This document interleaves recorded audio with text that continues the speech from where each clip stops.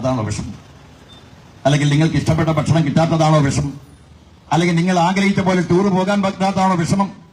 വിഷമം അതല്ല, ലോകത്തെ ഏറ്റവും വലിയ വിശപ്പാണ് വിഷമം. ഇത് ശശിധരന്റെ അഭിപ്രായമല്ല, ദൈവത്തിന്റെ അഭിപ്രായ. ദൈവാര പരമശിവൻ. പരമശിവനും പാർവതിയും തമ്മിലൊരു മത്സരം. അവരെന്നും മത്സരിക്കുന്നവരാണ്. അവർക്ക് ഇഷ്ടം പോലെ സമയമുണ്ട്. ആ മത്സരിക്കുന്ന സമയത്ത് പാർവതി ശിവനോട് പറയും, ആര്യപുത്ര, ഈ ലോകത്തെ ഏറ്റവും വലിയ വേദന എന്ന് പറയുന്നത് കുട്ടികളില്ലാത്തതാണ്.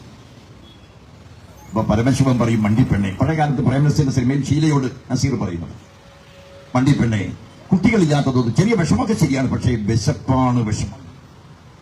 വലിയ തർക്കം വന്നപ്പോ ദൈവത്തിന് പരീക്ഷിക്കാൻ മനുഷ്യരാണ് ഉള്ളതെന്നുകൊണ്ട് ദൈവം ഒരു കുട്ടികളില്ലാതെ തപസ് ചെയ്തൊരു സ്ത്രീയുടെ അടുത്ത് പരമശിവനും പാർവതി കൂടി ചെയ്യും.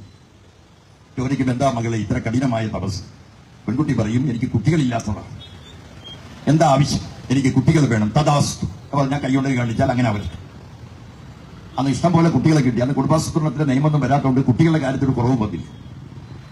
കുട്ടികളെ ഇഷ്ടം പോലെ കൊടുത്ത ശിവനും പാർവതിയും പരീക്ഷിക്കാൻ വേണ്ടി കടുത്ത പട്ടിണി കൊടുത്തു. പട്ടിണിയുടെ ഭാഗമായി കുട്ടികൾ വളർന്നു വന്നതിന് കുറച്ച് കഴിയുമ്പോൾ കുട്ടികൾ ഓരോന്നും മരിക്കാൻ തുടങ്ങി. ഒന്നാമത്തെ കുട്ടി മരിച്ചു, രണ്ടാമത്തെ കുട്ടി മരിച്ചു, മൂന്നാമത്തെ കുട്ടി മരിച്ചു, നാലാമത്തെ കുട്ടി മരിച്ചു. അങ്ങനെ കുട്ടികൾ മരിക്കുന്നതിനിടയിൽ പ്രിയപ്പെട്ടവരെ അമ്മയും മരണപ്രാളത്തിലായി. വിശപ്പിന്റെ ഭാഗം അമ്മ വയറ് പിടിച്ച് അങ്ങോട്ട് ഓടും വീട്ടിൽ. അമ്മ നോക്കുമ്പോ തന്റെ വീടിന്റെ മുകളിൽ ഒരു മൺകുടത്തിൽ ഏതോ ഒരു ധാന്യപ്പൊടി, ഗോതമ്പിന്റെയോ ചോളത്തിന്റെയോ ഏതെങ്കിലും ഒരു പൊടി ഇങ്ങനെ ഇരിക്കുന്ന കാണും. അമ്മ ഒന്ന് ചാടി നോക്കും, കിട്ടുന്നില്ല. അന്ന് ഇതുപോലെ മേശയും കസേരയും ഒന്നുമില്ല. ചാടി നോക്കിയിട്ട് കിട്ടാത്ത അമ്മ എന്താ ചെയ്യാ? ഓരോ കുഞ്ഞിനെയും, ചത്ത കുഞ്ഞിനെയും ഒന്നിന്റെ മുകളിൽ ഒന്നായി കിടത്തി, മോളിൽ കിടത്തി അതിന്റെ മുകളിൽ കയറി ഈ മൺകുടം എടുത്ത് ആർത്തിയോടെ വാരി വാരി തിന്നുമ്പോ പരമശിവൻ ചോദിക്കും, പാർവതി, നീ ഇത് കാണും. ഞാൻ ഈ കഥ പറഞ്ഞത് ഒരു കഥ പറഞ്ഞ് രസിക്കാൻ വേണ്ടിയല്ല, ഇതാണ് ദുഃഖം. എന്നിട്ട് പറയാണ്, ജെറുസലേമിന് വേണ്ടി ഞങ്ങൾ വാദിച്ച ക്രിസ്ത്യാനിക്ക് എതിരാണ് അത്ര കമ്മ്യൂണിസ്റ്റ് പറഞ്ഞു പഠിപ്പിക്കുകയാണ്. ജെറുസലേമിൻ നായകനാം എന്ന പള്ളിയിൽ പാട്ട് തുടങ്ങുന്നത് തന്നെ അങ്ങനെയാണ്. അപ്പൊ ഇവരെ വിചാരം ജെറുസലേമിന് എതിരാണെന്നാണ്. ഞാൻ ചോദിക്കുന്നു, ക്രിസ്ത്യാനി ഒരു രാജ്യത്തിനോടല്ലോ ഞങ്ങൾ എതിരിട്ടത്, നൃശംസതയോടാണ്, വർണ്ണവെറിയോടാണ് ഞങ്ങൾ എതിർത്തത്. വർത്താനം കേട്ടുകഴിഞ്ഞാൽ ഈ പാവപ്പെട്ട ജൂതന്മാരെ, 1 കോടി ജൂതന്മാരെയാണ് പ്രിയപ്പെട്ടവരെ രണ്ടാം ലോക മഹായുദ്ധത്തിന്റെ മുമ്പും പിമ്പുമായി കൊന്നത്. ആര്? 1 കോടി. ആരാ കൊന്നത്? ഇസ്ലാമാണോ? ഹിന്ദുക്കളാണോ? ആരാ കൊന്നത്? റോമൻ കത്തോലിക്കൻ. ഏത് റോമൻ കത്തോലിക്കൻ? ഹിറ്റ്ലർ എന്ന് പറയുന്ന റോമൻ കത്തോലിക്കൻ.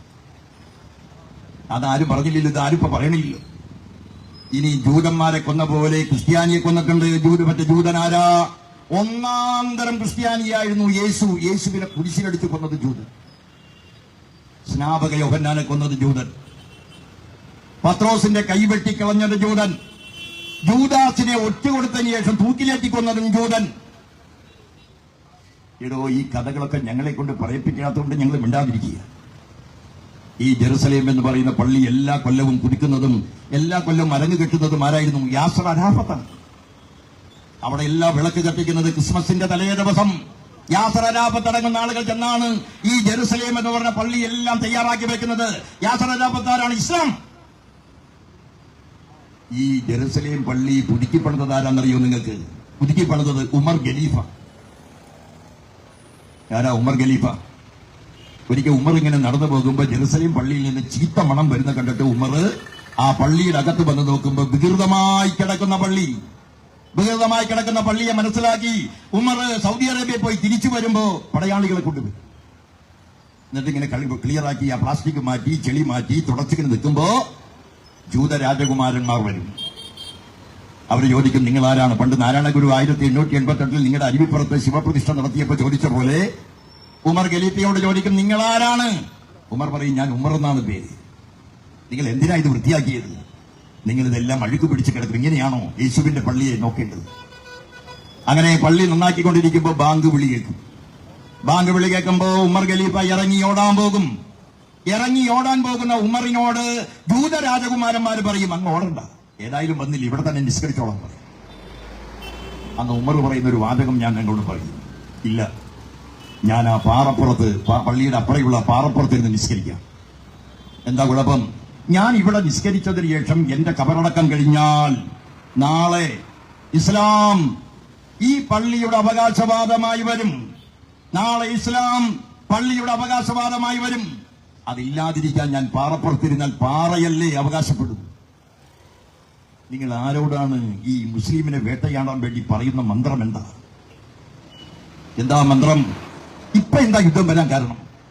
എടോ, തെക്കൻ പ്രദേശത്ത് എണ്ണ കണ്ടുപിടിച്ചതാണ് പ്രശ്നം. തെക്കൻ ഗാസയിൽ ആയിരക്കണക്കിന് കൊല്ലം എടുത്താലും എണ്ണ തീരാതെ നിൽക്കുകയാണ്. തെക്കൻ ഗാസയിൽ നിന്ന് ഹമാസിനെ ഓടിക്കാതെ ഈ എണ്ണയെടുക്കാൻ പറ്റില്ല. എന്നിട്ട് യുദ്ധം നടത്തിയിട്ട് പറയാണ് നെത്യാനാഹു, ട്രംപ്, നരേന്ദ്രമോദി അടങ്ങുന്ന വലതുപക്ഷ തീവ്രവാദങ്ങൾ ലോകത്തെ നയിക്കുന്നതാണ്. ശ്രീലങ്കയിലെ കമ്മ്യൂണിസ്റ്റ് പാർട്ടിയുടെ വരവ് ഞാൻ മറന്നിട്ടല്ല പറയുന്നത്. ബ്രിട്ടനിലെ ലേബർ പാർട്ടിയുടെ വരവ് മറന്നിട്ടല്ല പറയുന്നത്. ഫ്രഞ്ചിലെ പ്രിയപ്പെട്ടവരെ കമ്മ്യൂണിസ്റ്റ് പാർട്ടിയുടെ പിന്തുണയോടുകൂടിയുള്ള ഗവൺമെന്റ് വന്നില്ല എന്നല്ല ഞാൻ പറഞ്ഞത്. ഈ ലോകത്ത് നമ്മുടെ ശത്രുവിനെ മനസ്സിലാക്കി പൊരുതാൻ നമുക്ക് കഴിയണം. കേരളത്തിൽ 10% വോട്ട് BJPക്ക് കൂടി. കമ്മ്യൂണിസ്റ്റ് ഇടതുപക്ഷ രാഷ്ട്രീയത്തിന് 10% കുറഞ്ഞു. അവിടെ കൂടിയപ്പോൾ നമുക്ക് കുറഞ്ഞു എന്ന് പറഞ്ഞാൽ അതിന്റെ അർത്ഥം വലിയ അർത്ഥമാണ്. അതാണ് ഞാൻ പറഞ്ഞത്, ശത്രുവിനെ ആദ്യം എസ്റ്റിമേറ്റ് ചെയ്യണം. കോൺഗ്രസ് എന്നൊരു ശത്രുവായിട്ട് നിങ്ങൾ കാണണ്ട. അതിനെന്ത് ശത്രു? അതിനെന്താ ശക്തി? KPC പ്രസിഡന്റിന്റെ പത്രസമ്മേളനം നടക്കുമ്പോൾ പ്രതിപക്ഷ നേതാവ് വരാൻ വൈകിയപ്പോ പത്രക്കാർ ചോദിച്ചു, പ്രതിപക്ഷ നേതാവിനെ കണ്ടില്ലല്ലോ ചോദിച്ചപ്പോ, ആ മൈലാഞ്ചി മോഹൻ എവിടെയാണെന്ന് പറഞ്ഞ കോൺഗ്രസിന് എന്ത് ശക്തിയായിരുന്നു? അത് കഴിഞ്ഞ് കുറച്ച് കഴിയുമ്പോൾ പ്രതിപക്ഷ നേതാവ് വരും. അപ്പൊ പത്രക്കാർ ചോദിക്കും, അങ്ങയെ വരാൻ വൈകിയപ്പോ അങ്ങ് എവിടെയാന്ന് ചോദിച്ചപ്പോ പ്രസിഡന്റ് പറഞ്ഞത് അങ്ങ് മൈലാഞ്ചി എന്നാണ്. അപ്പൊ ഇയാളെ വർത്താൻ അതിലും വലിയ രസമാണ്. ഞങ്ങള് വെറുതെ ഇരിക്കുമ്പോ മിക്കവാറും സമയത്ത് ഉപയോഗിക്കുന്ന ഭാഷകളാണ് എന്ന് പറഞ്ഞാൽ അതിനർത്ഥം ഒരു ചുരുളി സിനിമയിലെ നായകന്മാരാണ്. അങ്ങോട്ട് ഇങ്ങോട്ട് കാണുമ്പോ തെളിവ് പറഞ്ഞ കോൺഗ്രസ് എന്ന് പറയുന്ന അതിന്റെ ഫ്യൂഡലിസത്തിന്റെ മടിത്തട്ടി കിടന്ന് ചാവാൻ പോവല്ലേ. കോൺഗ്രസിന് എവിടെയെങ്കിലും BJP എതിർക്കാൻ കഴിയുന്നുണ്ടോ? വയനാട് എടുത്ത് തോപ്പിക്കാൻ നമ്മളല്ലേ. അന്ന് ആ ലോക്സഭാ തെരഞ്ഞെടുപ്പിന്റെ കാലത്ത് നരേന്ദ്രമോദി ഉച്ചവരെ തോറ്റിരിക്കുകയായിരുന്നു. 1.5 വരെ 27,000 വോട്ടിന് പുറകിലാണെന്ന് 1.5 വരെ. ആ TV ഒരു ഉമ്മ വയ്ക്കാൻ തോന്നി എനിക്കന്ന്. ഇയാൾ തോറ്റു എന്ന് ഉറപ്പായപ്പോഴൊരു സന്തോഷം. ഞാൻ ചോദിക്കുന്നു, ഈ പ്രിയങ്ക ഗാന്ധിക്ക് അന്ന് നരേന്ദ്രമോദിക്കെതിരായി മത്സരിച്ചെങ്കിൽ അവിടെ അന്ന് തോപ്പിക്കാമായിരുന്നില്ല? ഇവിടെ തോപ്പിക്കാനാണല്ലോ കാര്യം. നിങ്ങൾ എവിടെയെങ്കിലും കോൺഗ്രസ് മെയിൻ നടനായി നിങ്ങൾ നിന്നിടങ്ങളിലെല്ലാം സിനിമ പൊളിഞ്ഞു. ഇപ്പോ മഹാരാഷ്ട്രയിലെ മെയിൻ നടൻ നീയായിരുന്നില്ലേ? പടം പൊളിഞ്ഞില്ലേ? ഹരിയാനയിലെ മെയിൻ നടൻ നിങ്ങളായിരുന്നില്ലേ? പടം പൊളിഞ്ഞില്ലേ? ജാർഖണ്ഡ് മുക്തി മോർച്ചയുടെ നാട്ടിൽ ജാർഖണ്ഡിൽ പ്രിയപ്പെട്ടവരെ നിങ്ങൾ മെയിൻ നടനായിരുന്നില്ല, അവിടെ പടം വിജയിച്ചില്ലേ? ജമ്മു കാശ്മീരിൽ നിങ്ങൾ മെയിൻ നടനല്ല, അവിടെ നാഷണൽ കോൺഫറൻസ് ആണ്, അവിടെ പടം വിജയിച്ചില്ലേ? അതാ ഞാൻ പറഞ്ഞ, ഞാൻ കോൺഗ്രസിനെ ഒന്നും വലിയ ഗൗരവമായി കാണുന്നേയില്ല. അതാ ഈ BJPയുടെ കടത്. പിന്നെ തൃശ്ശൂര് ജയിച്ചത് ഒരു 70,000 വോട്ട് വരെ കോൺഗ്രസ് കൊടുത്താലും നമ്മൾ ജയിക്കുമായിരുന്നു. 70,000. പക്ഷെ കൊടുത്തത് 90,000. എന്തായിരുന്നു ബഹളം? നമ്മുടെ പ്രതാപൻ ഈ പാവം മുരളിയെ കാലങ്കോഴി വിളിക്കുന്ന പോലെ വാ വാ വാ വാ എന്ന് വിളിച്ചോളി. ഞാനൊരു തുറന്ന വണ്ടിയിൽ പ്രതാപൻ ഓടി വരുന്നു, ഉമ്മ വയ്ക്കും, ഇറങ്ങി ഓടുന്നു. എന്തോ പ്രശ്നം ഉണ്ടായിരുന്നു. ഉമ്മ വെച്ചോടുത്ത് പ്രതാപനോട് തോർത്തുമുണ്ട് മേടിച്ച് തുടയ്ക്കണം. ഓ പരമദുഷ്ട! ആ കരുണാകരന്റെ മകനെ കയ്യാട്ടി വിളിച്ച് കൊണ്ടുപോയി 3-ാം സ്ഥാനത്ത് എത്തിച്ചല്ലോ. എടോ, ഞങ്ങൾക്ക് 16,700 വോട്ട് അവിടെ കൂടി. സമുദ്രത്തിൽ കായം കളിക്കുന്ന പോലെ അതാരും ചർച്ച ചെയ്തില്ല. ഞങ്ങളുടെ 16,700 വോട്ട് കൂടിയെങ്കിലും കാര്യമുണ്ടായില്ല. കാരണം എന്താ? അവിടുത്തെ എല്ലാ മുതലാളിമാർ, അവിടുത്തെ കത്തോലിക്ക പുരോഹിതന്മാരിൽ ഒരു ചെറിയ ന്യൂനപക്ഷം, താഴത്തും മുകളിലുമുള്ള ചില തിരുവേനിമാർ, അവരെല്ലാം കൂടി ചേർന്നു. അപ്പോഴോ സുരേഷ് ഗോപിയാണെങ്കിൽ ഒരു കിരീടം വെച്ചു. രോമാഞ്ചത്തിന് ഇനി വേറെ എന്തെങ്കിലും മാർഗമുണ്ടോ? ഞാൻ ഇതുവരെ വിചാരിച്ചത് സിനിമാ നടന്മാരിൽ പരമമണ്ടൻ ഭീമൻ ലിഖുവാണ്. പക്ഷെ അബദ്ധം എനിക്ക് തെറ്റി. കാരണം അയാൾക്ക് വെള്ളി മെഡലേ കിട്ടുള്ളൂ, ഇയാൾക്ക് സ്വർണ്ണ മെഡൽ കിട്ടും. എന്തെല്ലാമാണ് കാണിക്കുന്നത്? ചില ദിവസം ഇവിടെ നരച്ച താടി, പിറ്റേ ദിവസം ഇവിടെ മാത്രം നരച്ച താടി, ഇവിടെ കറുത്ത താടി. അയാളുടെ ഇഷ്ടം. ഗോദ്രേജ് എങ്ങനെ ഉപയോഗിക്കുന്നതൊക്കെ അയാളാ തീരുമാനിക്കും. പക്ഷെ ഒരു മനുഷ്യന്റെ സ്വഭാവം അറിയാൻ, അരി വെന്തോ നോക്കാൻ എല്ലാ വറ്റം പിടിച്ച് ഞെക്കേണ്ട കാര്യമുണ്ടോ? ഇതിനയാൾ പറയുന്നതിന് ആരെങ്കിലും ഈ പത്രക്കാർക്ക് വല്ല കുഴപ്പമുണ്ടോ? വേ ഔട്ട്, വേ ഔട്ട്. എന്താ വേ ഔട്ട്? മാറി നിൽക്കടാ പുല്ലേന്നായി പറഞ്ഞതിനടുത്ത്. പിണറായി വിജയനും ഭാര്യയും മക്കളും കൂടി വിമാനത്താവളത്തിൽ കയറാൻ വേണ്ടി നടന്നു പോകുമ്പോൾ പത്രക്കാർ വന്നിങ്ങനെ കാണിച്ചപ്പോൾ അവർ മാറിക്കാൻ പറയും. മാറി നിൽക്കാൻ പറയണ്ടേ? ഒരാളുടെ സ്വകാര്യ ജീവിതത്തിൽ കടന്നു കയറാൻ ഏതെങ്കിലും പത്രക്കാരന് അവകാശമുണ്ടോ? പത്രക്കാരന് സാധാരണ പൗരനേക്കാൾ ഏതെങ്കിലും അവകാശമുണ്ടോ? ഏത് പത്രക്കാരനും മിടുക്കനും മിടുക്കുകയാണെങ്കിലും ഏതെങ്കിലും പത്രക്കാരന് പൗരാവകാശം സാധാരണക്കാരേക്കാൾ കൂടുതലുണ്ടോ? മൗലികാവകാശം കൂടുതലുണ്ടോ? അറിയാനുള്ള അവകാശം കൂടുതലുണ്ടോ? നിലനിൽക്കാനുള്ള അവകാശം കൂടുതലുണ്ടോ? ഒന്നുമില്ല. അവർക്ക് നമ്മളെ അരുമയോടെ ലാളനതയോടെ അവരെ കൊണ്ടു നടക്കുന്നതാണ് ഈ കാര്യങ്ങൾ അറിയാൻ. പത്രക്കാർ വന്നപ്പോൾ പിണറായി വിജയനും മക്കളും പോകുമ്പോൾ ഒന്ന് മാറിക്കണം. അന്ന് നമ്മുടെ രാജ്യത്ത് 2 ആഴ്ചയാണ് ചർച്ച. പിണറായി വിജയൻ എന്ന് പറയുന്ന ക്രൂര ഭരണാധികാരി പത്രക്കാരെ ആക്ഷേപിച്ചു. ഞാൻ ചോദിക്കട്ടെ, വേ ഔട്ട് എന്ന് പറഞ്ഞാൽ എന്താ? വേ വഴി, ഔട്ട്, മാറി നിൽക്കടാ വഴി എന്ന്. ഞാൻ അവിടെ കൊണ്ട് അവസാനിച്ചു. റിപ്പോർട്ടർ ചാനൽ എവിടെ? റിപ്പോർട്ടർ. അപ്പൊ റിപ്പോർട്ടർ ചാനലിൽ ഞാനുണ്ട്, വരും ഒന്ന് കാണണം. അപ്പൊ റിപ്പോർട്ടർ ചാനൽ വിചാരിച്ചത് എന്തെങ്കിലും വലിയ അഭിനന്ദനങ്ങൾ വിളിക്കാനാണെന്ന്. സുരേഷ് ഗോപി വീട്ടിനകത്തോട്ട് പോയി കുരക്കിനെ പിടിച്ചു. എന്നിട്ട് ഭരചന്ദ്രൻ IPS പറഞ്ഞ പോലെ പറഞ്ഞു, അത് വല്ലാതെ കളിക്കല്ലേ. ഞാൻ ചോദിക്കട്ടെ, റിപ്പോർട്ടർ ചാനലുകാരാ, നിങ്ങൾ എന്താ അതൊരു പ്രധാന വാർത്തയായി 8 മണിക്ക് അത് ഞങ്ങളെയും കൂടി വിളിക്കൊണ്ട് ചർച്ചയാക്കാമായിരുന്നില്ലേ? എന്താ നിങ്ങൾ ചർച്ചയാക്കാത്തത്? എന്താ നിങ്ങളുടെ അഭിപ്രായം? അതാ ഞാൻ പറഞ്ഞത്, മാധ്യമങ്ങളിലെ ഭൂരിപക്ഷം ആളുകളും RSS നൽകുക. മാധ്യമങ്ങളിൽ അതുകൊണ്ടാണ് ഞാൻ സുരേഷ് ഗോപിയുടെ ഇപ്പൊ ഗുണമുണ്ടായി. ഞങ്ങളുടെ തൃശ്ശൂർക്കാർക്കാൾ ജയിച്ചതിന്റെ ഗുണമുണ്ടായി. എന്താ ഗുണം? തൃശ്ശൂർ പൂരത്തിന് മറ്റേ പടക്കം പൊട്ടിക്കുന്നത് വടക്കാഞ്ചേരി വെച്ചേരി പറ്റും. തൃശ്ശൂരാണ് പൂരം, പക്ഷേ പടക്കം പൊട്ടിക്കുന്നത് 40 കിലോമീറ്റർ അകലെ വടക്കാഞ്ചേരി. പിടിക്കൻ. ഇനിയോ ആന എഴുന്നള്ളിപ്പ് കാണാൻ വരുന്നവർക്കൊരു വിശേഷ വാർത്ത. എന്താ വിശേഷ വാർത്ത? 200 മീറ്റർ അകലെ ആനയെ കാണാൻ പറ്റും. അപ്പൊ മൈക്രോസ്കോപ്പും കൊടുക്കും കഴിയും. വേറെന്താ? ഒരാനയെ 1.5 മണിക്കൂറേ നിർത്താൻ പാടും. പാവം. അപ്പൊ എത്ര ആന വേണ്ടി വരും ഈ കുടമാറ്റത്തിന് തന്നെ? 6-7 മണിക്കൂർ കുടമാറ്റത്തിന് എത്ര ആന വേണ്ടി വരും? 1 മണിക്കൂർ എന്ന് പറഞ്ഞ 60 മിനിറ്റാണ്. എത്ര നേരം വേണ്ടി വരും? തൃശ്ശൂര് പൂരം നടത്തുന്നവന്റെ കുടുംബം വഴിയാധാരാവും. എടോ സുരേഷ് ഗോപി, താൻ വന്നിട്ടുണ്ടായ ഗുണം ഞാൻ ഒന്നും കൂടി പറയട്ടെ. നമ്മുടെ വയനാട് ദുരന്തം വന്നു. നാട്ടിലെ സിനിമാ നടന്മാരും നടികളും അവർക്ക് കഴിയാവുന്നെല്ലാം ചെയ്തു. അവരെ കയ്യിരിപ്പ് അത്ര നല്ലതല്ല, എന്നാലും ചെയ്തു.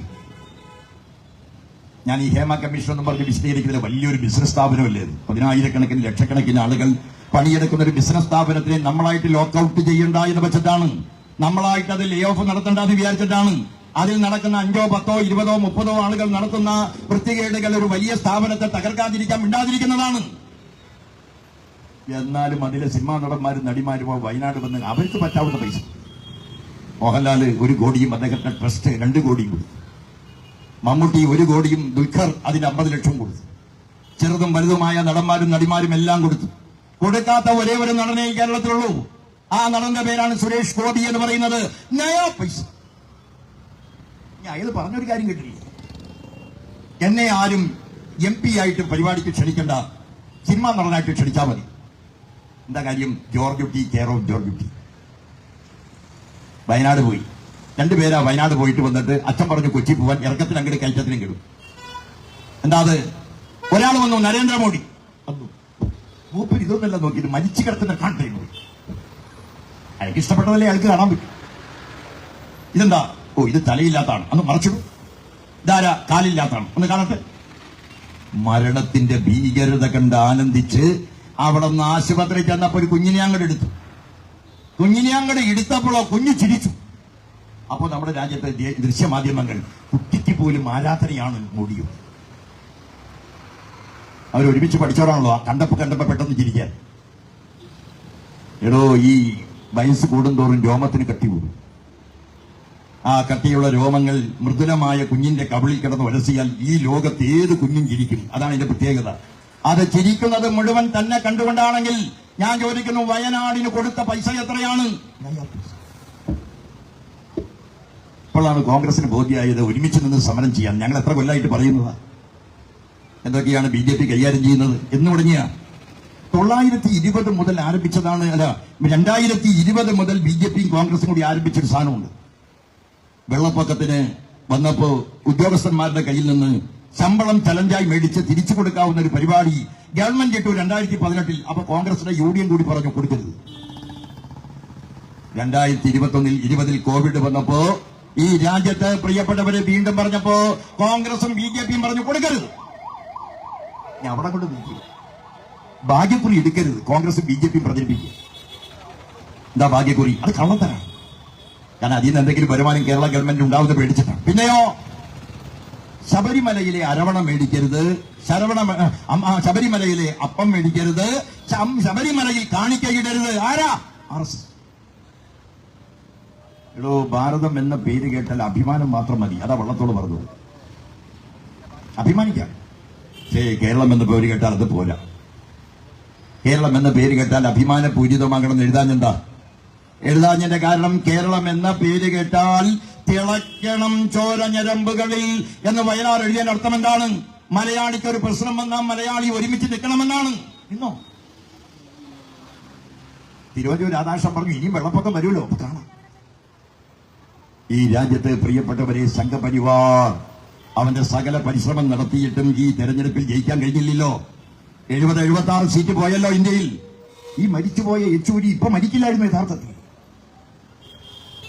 ഈ ഇന്ത്യ മുന്നണി ഉണ്ടാക്കാൻ വേണ്ടി പൊടിയും ഇതും നോക്കാതെ ഓടി നടന്ന് അയാളെ പിടിച്ച് ഇങ്ങോട്ട് കൊണ്ടുവരും, ഇയാളെ പിടിച്ച് അങ്ങോട്ട് കൊണ്ടുവരും. അപ്പൊ മമത പറയും യെച്ചൂരിയുള്ള യോഗത്തിൽ ഞാൻ വരില്ലെന്ന് പറയും. അപ്പൊ യെച്ചൂരി ബാക്കി പോയി. അപ്പൊ മായാവതി പറയും ഞാൻ മമതയുണ്ടെങ്കിൽ വരില്ലെന്ന് പറയും. അപ്പൊ ശരദ പവാർ പറയും എന്നെ പ്രത്യേകം ക്ഷണിക്കാത്തോണ്ട് ഞാൻ വരില്ലെന്ന് പറയും. ഇങ്ങനെ 6-7 മാസം ഇടതടവില്ലാതെ ക്ഷീണമില്ലാതെ ഓടിയ യെച്ചൂരിക്ക് വന്ന രോഗമാനത്തിന്റെ ഭാഗമാണ് രക്തസാക്ഷിത്വമാണ്. യഥാർത്ഥത്തിൽ യെച്ചൂരി രക്തസാക്ഷിയായതാണ്. ആർക്ക് വേണ്ടി? 23-ാം പാർട്ടി കോൺഗ്രസിന്റെ തീരുമാനത്തിന് വേണ്ടി. എന്താ 23-ാം പാർട്ടി കോൺഗ്രസിന്റെ തീരുമാനം? എന്ത് വില കൊടുത്തും BJPയെ പരാജയപ്പെടുത്തി. യെച്ചൂരിയെ തന്നെ കൊടുത്ത് BJPയെ പരാജയപ്പെടുത്തി. അപ്പോൾ അൻവർ പറയുന്നത് എന്നെ നിസ്കരിക്കാൻ അനുവദിക്കുന്നില്ല. അൻവറിന്റെ രാഷ്ട്രീയ പാർട്ടിയുടെ ശക്തി ഞാൻ ആ ചേലക്കരയിൽ 10-26 ദിവസം പറയുന്നു. എന്തൊരു ശക്തിയാണ്! 3000 വോട്ട് കിട്ടി, 174 ബൂത്ത്, 3000 വോട്ട്. എടോ അൻവറെ, ഏത് സിനിമയും ഒരാഴ്ച ഓടും. അത് കളക്ഷൻ റെക്കോർഡ് ഭേദിക്കുന്നെന്ന് വിചാരിച്ച് അവിടുന്ന്. അൻവർ വരുന്ന കാലത്ത് തന്നെ അൻവറിന്റെ മുഖത്തൊരു ഫോർ സെയിൽ ബോർഡുണ്ട്. നിസ്കരിക്കുന്ന, ഞങ്ങൾ ഉംറയ്ക്ക് പോയവരുണ്ട്, നിസ്കരിക്കുന്നവരുണ്ട്. ഈ കേരളത്തിലെ ട്രാൻസ്പോർട്ട് മന്ത്രിയായിരുന്ന ഇമ്പിച്ചി ബാബ 5 നേരം നിസ്കരിക്കുന്ന ആളായിരുന്നു. മറ്റേ അൻവറിന് അറിയാമോ? കമ്മ്യൂണിസ്റ്റുകാരെ കളിയാക്കാൻ വേണ്ടി പറയാണ്. ആദ്യം പറഞ്ഞു പിണറായി വിജയൻ എനിക്ക് അച്ഛനെ പോലെയാണ്. ഈ അച്ഛനെ പോലെ എന്ന് പറയുന്നവരെ പട്ടികളെ ഒരിക്കലും വിശ്വസിക്കും. ഉമ്മൻചാണ്ടി എനിക്ക് അപ്പനെ പോലെയാണെന്ന് പറഞ്ഞൊരു പെണ്ണ് വിളിച്ചു. എന്നിട്ട് പിറ്റേ ദിവസം പറഞ്ഞു ഈ അപ്പൻ എന്നെ ബലാത്കാരം ചെയ്തു പറഞ്ഞു. പേരെന്ന് അറിയാനിട്ടല്ല, അതൊന്നും പറയാൻ പാടില്ല. സ്ത്രീ അങ്ങനെ ആക്ഷേപിക്കാൻ പാടില്ലാത്തതുകൊണ്ട് ഇയാൾ പറഞ്ഞു എന്റെ അച്ഛനെ പോലെയാണ്. അതിന് ഒരാഴ്ച കഴിഞ്ഞാൽ പറഞ്ഞു ഈ അച്ഛനാണ് പരമദുഷ്ടൻ. അൻവർ, നിങ്ങൾ RSSനെ ശക്തിപ്പെടുത്താനുണ്ടായ പുതിയ താരോദയമാണ്.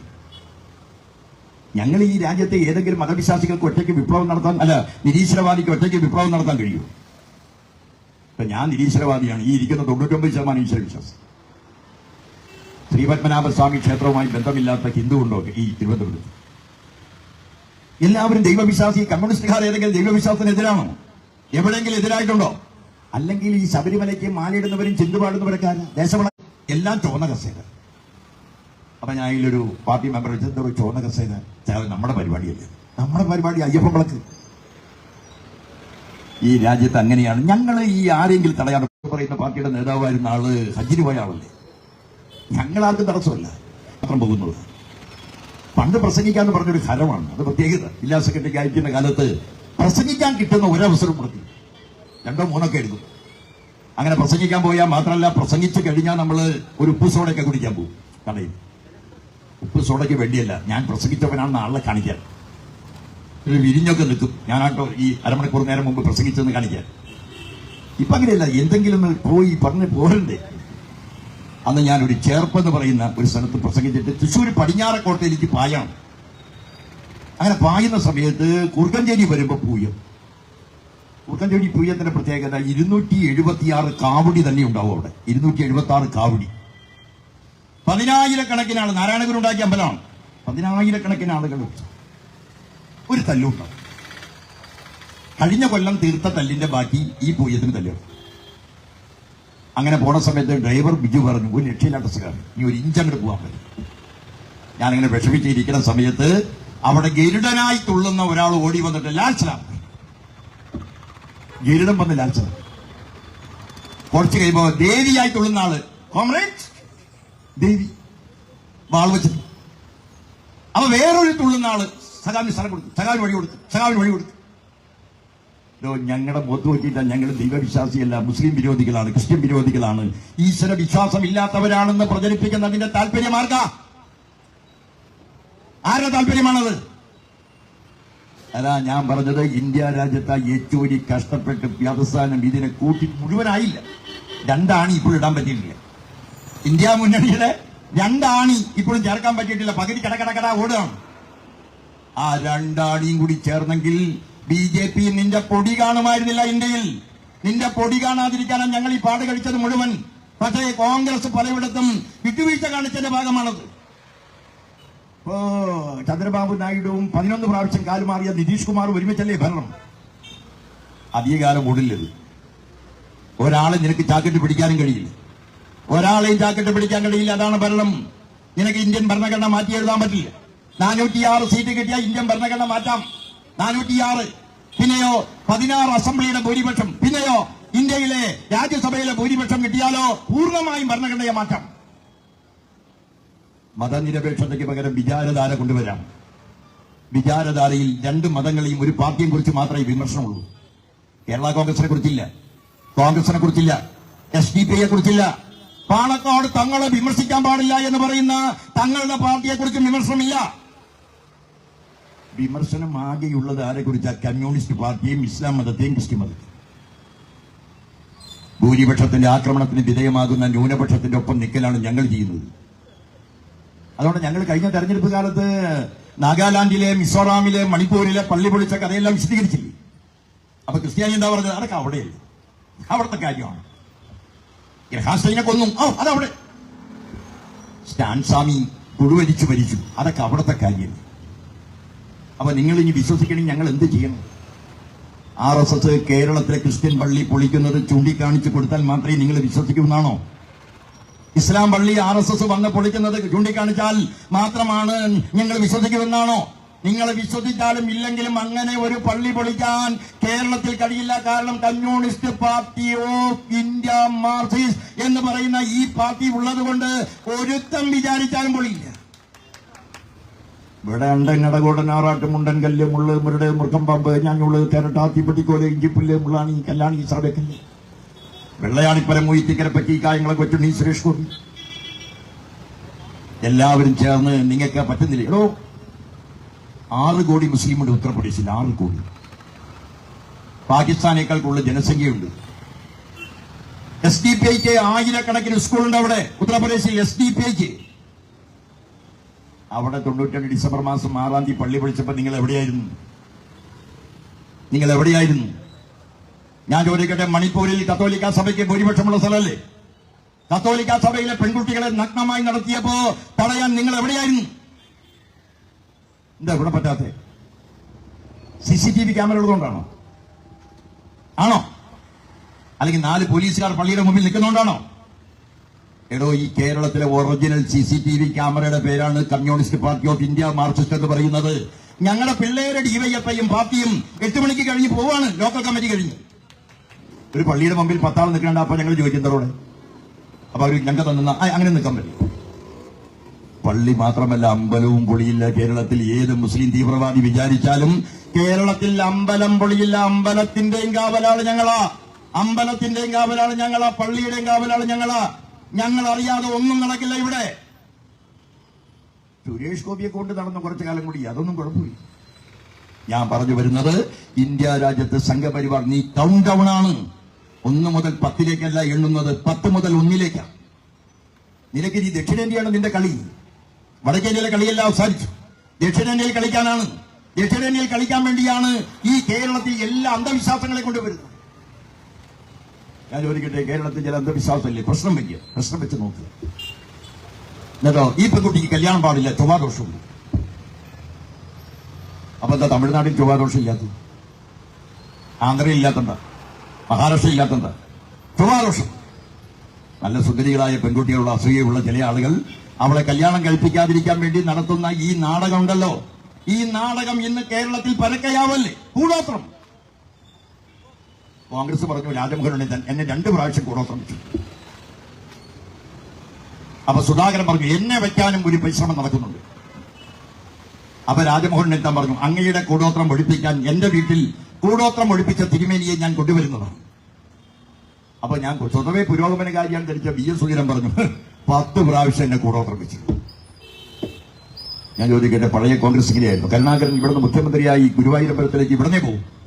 കൊല്ലത്താണെങ്കിൽ തിരുവനന്തപുരത്ത് വന്ന് താമസിച്ചിട്ട് അവിടെ പോകും. അപ്പോൾ ഈ 5-6 ആൾ മരിക്കുള്ളൂ വണ്ടി പൊട്ടി. ഇവിടുന്ന് വേഗതയിൽ പോകുമ്പോഴാണ് വണ്ടി പൊട്ടി 6-7 ആൾ മരിക്കും. പക്ഷെ കരുണാകരൻ എവിടെയും കൂടോത്രത്തിന്റെ പേര് പറഞ്ഞോ? എവിടെയെങ്കിലും പറഞ്ഞോ? കരുണാകരൻ ഗുരുവായൂരപ്പന്റെയും ദൈവത്തിന്റെയും പേരല്ലാതെ കൂടോത്രത്തിന്റെ കാര്യം എവിടെയെങ്കിലും പറഞ്ഞോ? ഇത് കോൺഗ്രസ് നിങ്ങളല്ലേ പറയുന്നത്? കൂടോത്രം, ഇങ്ങനെ കൂടോത്രം എന്നറിയോ? ഒരു കോഴിമട്ടത്തുണ്ട്, അത് പ്ലാസ്റ്റിക് പാരീസ് വെച്ച് ഒട്ടിക്കുക, അതിന്റെ ഉള്ളിൽ നമ്മുടെ കയ്യിന്റെ 2 നഖിടുക, പിന്നെ പറ്റിങ്ങ ഒരു ചീഞ്ഞ പടത്തുലിയോ എന്തെങ്കിലും കഷ്ടിടുക, സൂക്ഷിക്കുക. എന്നിട്ട് കൊണ്ടുവന്ന് മിഥുനത്തിൽ ഇന്നസെന്റ് നിൽക്കുന്ന പോലെ നിൽക്കണ്ട, എന്നാലും അതിങ്ങനെ കൊണ്ടുവന്ന് എവിടെ വെക്കണം? നിങ്ങളുടെ വീടിന്റെ പരിസരത്ത് വെച്ച കുടുംബം വഴിയാതെ വെക്കണം. ഞാൻ പറഞ്ഞു 2 കൂടോത്രം ആ നെത്യാനാഹുവിന്റെ തലയിലേക്ക് എറിയും, അല്ലെ ആ ട്രംപിന്റെ നാട്ടിലേക്ക് എറിയും. കൂടോത്രം, ഈ രാജ്യത്ത് കൂടോത്രം കൈവശം എവിടെന്നാ വരുന്നത്? പഴയകാല അടിമത്ത ബോധത്തിൽ നിന്ന് പഴയകാല ഫ്യൂഡൽ ചിന്തയിന് വരെയാണ്. 1856 ജനിച്ച നാരായണഗുരു 21ാമത്തെ വയസ്സിലാണ് അരുവിപ്പുറത്ത് ശിവപ്രതിഷ്ഠ നടത്തിയത്.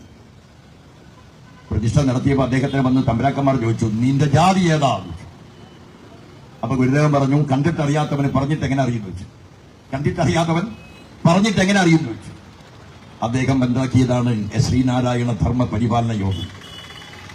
SNDP എന്ന് പറഞ്ഞതിന് അർത്ഥം എന്താ? പക്വതയാർന്ന ജീവിത വീക്ഷണത്തിന്റെ പേരാ SNDP. പക്വതയാർന്ന ജീവിത വീക്ഷണം. ആത്മനാനന്ദ സ്വാമിയും മന്നത്ത് പത്മനാഭനും നാരായണ ഗുരുവും കുട്ടിമാളും അമ്മയും അടങ്ങുന്ന ആളുകളുടെ നിലപാടെന്ന് പറഞ്ഞ പക്വതയാർന്ന ജീവിത വീക്ഷണം.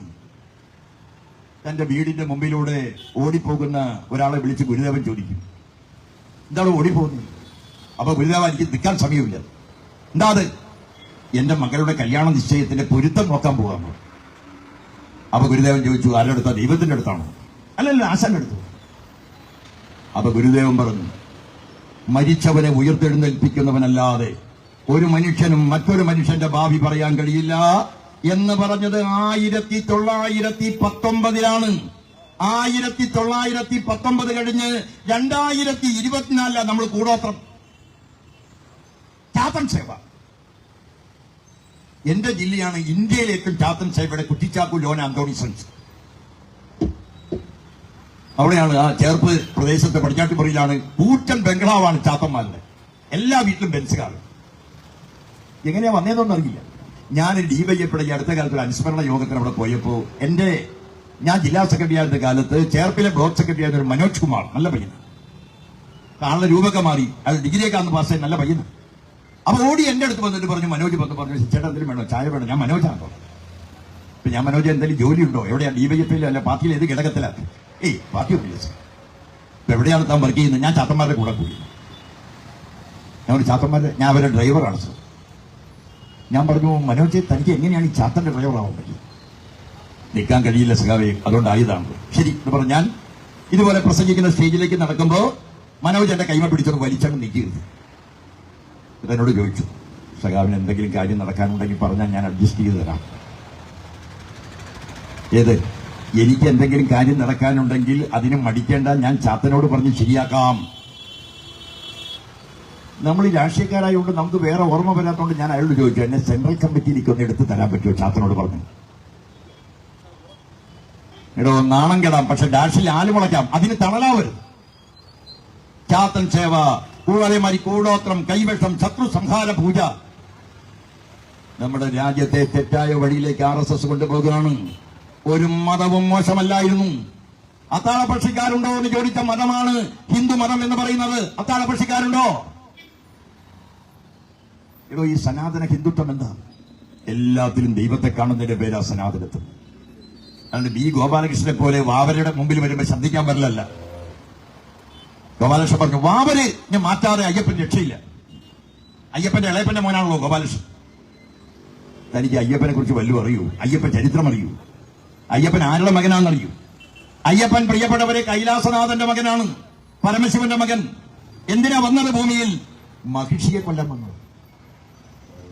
14 വയസ്സുള്ളപ്പോ പന്തള രാജാവിന്റെ ദത്തുപുത്രനായി ജീവിച്ചത്.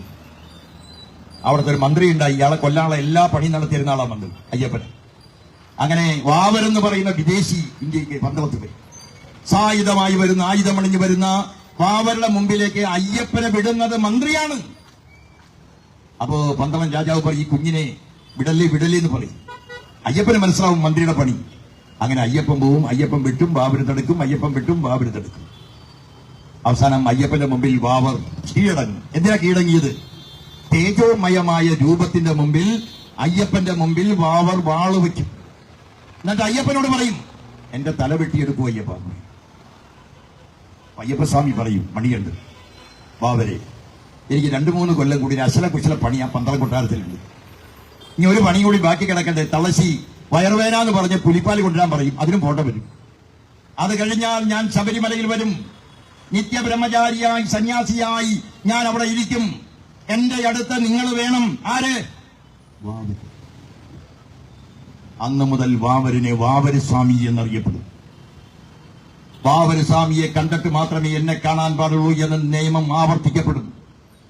എടോ RSSകാരനായ ഗോപാലകൃഷ്ണ, താൻ ഏത് ഹിന്ദുവാണ്? അയ്യപ്പനെ നിന്ദിക്കുന്നതിന് തുല്യമാണ് വാവരെ നിന്ദിക്കാന്ന് പറഞ്ഞാൽ. അയ്യപ്പനെ നിന്ദിക്കുന്ന തുല്യമാണ് പറയുകയാണ് നമ്മുടെ രാജ്യത്ത്.